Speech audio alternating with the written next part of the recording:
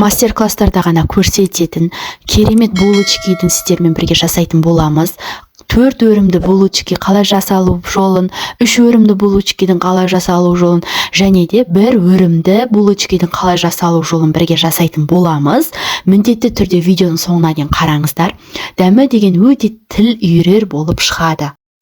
Піскен кезде өте дәмді, қып-қызыл болып шығады.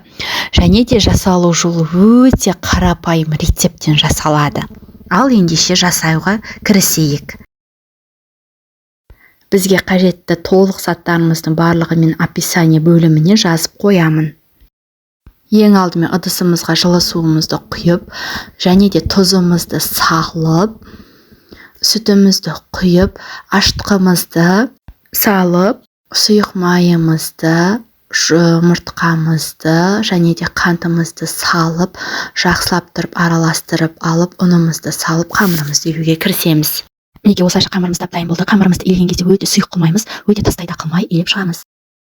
Мінекей біздің қамырымыз әдемі болып ашыды. Осы қамырларымызды жақсылап тұрып алып, ұнымызды немесе майымызды сеуіп, осылайша домалақша қылып алып, 80-90 грамда етіп, барлық булкелерімізді осылайша етіп бөліп шығамыз.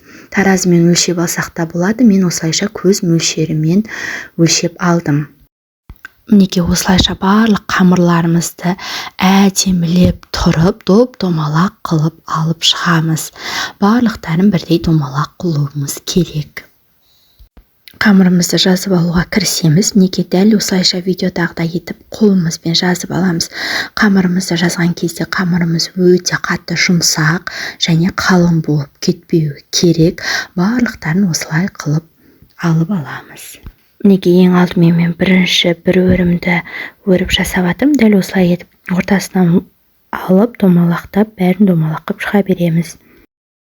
4 өрімді өруге кірісеміз. Осылайша видеодағыдай етіп, барлықтарының басын біріктіріп алғанымыздан кейін, дәл осы қалай тұр видеодағыдай дәл солай қылып өріп шығамыз.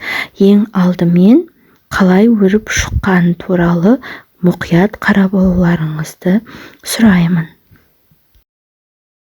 Мінекей дәл осылайша етіп 4 өрімімізді өріп алдық. Соңғыларын осылайша етіп біріктіріп жібереміз. Ал енді біз 3 өрімді өруге кірісеміз. 3 өрімді өру өте оңай және әрі тез жылдам өріліп шығады.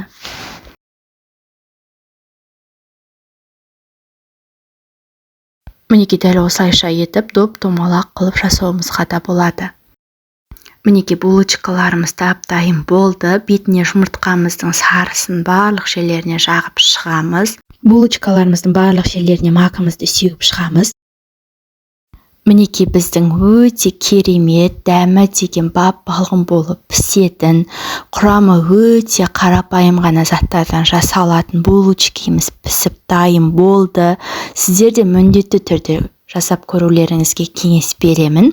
Алдағы уақытта менен қандай рецепті күтесіздер, міндетті түрде комментарийға қалдырып кетулеріңізді сұраймын.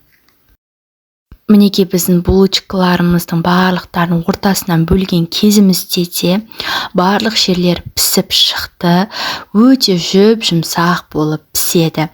Балалардың жеуіне де өте дәмді болып шығады, және де қонақ келген кезде де жасауға өте керемет болып піседі.